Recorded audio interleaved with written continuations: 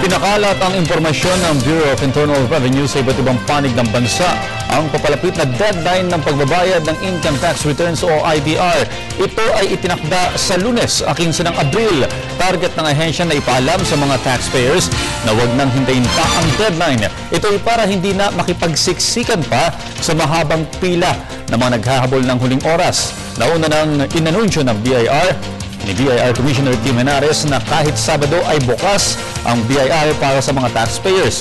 Ganun din ay malaking kabawasan sa abala kung magiging early bird o maagang dumating para sa pagbabayad.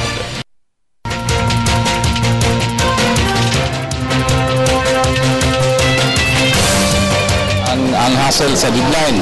Pero sa hindi pa pumunta dito, okay na tayo, natanggap tayo ng tax filing, ng returns, mula ngayon hanggang 15. So we encourage them to file early para maiwasan yung problema sa deadline. So file early para walang problema, walang penalties na ma-impose namin sa inyo.